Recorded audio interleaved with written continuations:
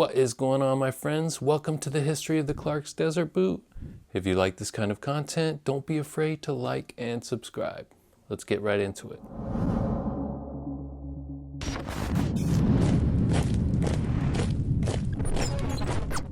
The history of the Clark's Desert Boot starts with Nathan Clark. He was the great-grandson of James Clark, founder of C&J Clark, now known as Clark's.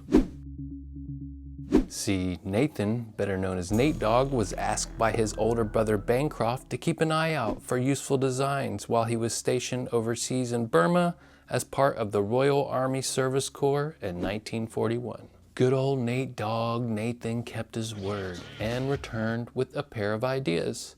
The Chupli or Chupli, which is a men's sandal based on sandals worn in the northwestern part of India, and the Desert Boot, a crepe-soled, rough suede boot that was made to order at the bazaar in Cairo for the 8th Army officers during the North African campaign. Nathan Clark later recalled some of these 8th Army officers came to Burma, and that's where I saw them, the Desert Boots. He was talking about seeing the Desert Boots. But the boots had their origins in South Africa. Officers in the South African Division stationed in the Sahara wore the boots, which is how the 8th Army encountered them. The boots were worn by Boer farmers and called veldschoen, directly translated from Dutch, meaning field shoe. They were similar to chukka boots, made of reverse leather, ankle high with 2 or 3 eyelets. The main difference, explained John Barrett, former Esquire editor, was that the uppers, instead of being turned in under the foot, were turned outward like a flange and sewn directly onto the sole, which is where the term veldschoen construction comes from.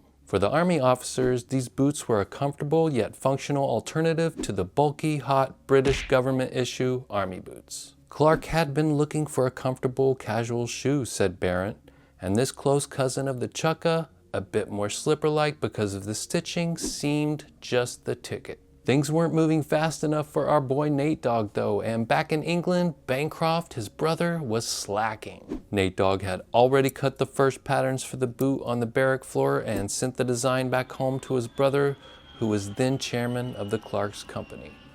You've got mail. Unfortunately, the design was tossed aside in a board meeting.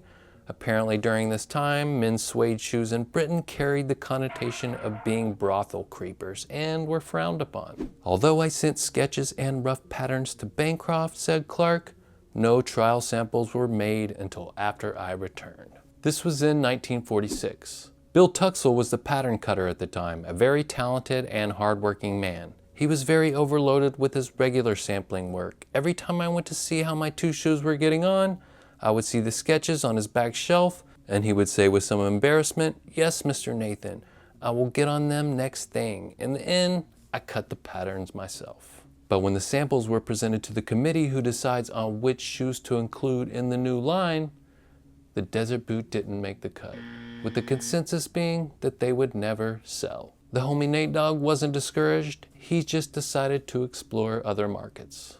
Smart man, old Nate Dogg. Put in charge of overseas development, Nathan created Clark's Australia in 1948 and began selling the Desert Boots down under. Sorry about that accent. They also started popping up in the West Indies, where the boots would become extremely popular and an integral part of Jamaican music and culture.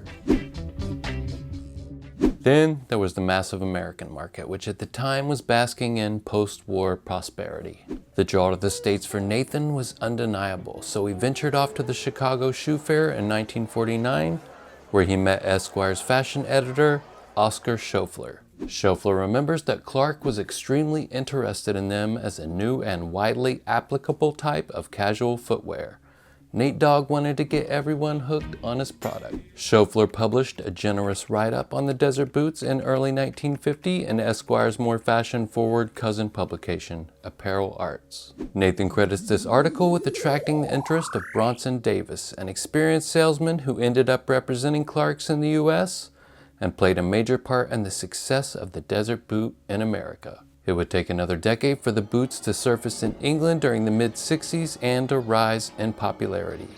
The boots eventually made their way to the rest of the world, where they became stylish staples for many generations and is now released in over 100 countries. As Barrett put it, partisans of the desert boot swear there isn't a more comfortable shoe anywhere. That comfortability continues through every iteration the boot has gone through over its 70+ year history. Clark's Desert Boots are a footwear classic that have stood the test of time, so I hope you guys enjoyed this brief history of the boot. If you like this video, check out the history of the Wallaby and the history of the Timberland yellow boot videos. I did both of those. Hopefully more to come. Thanks for watching. Later.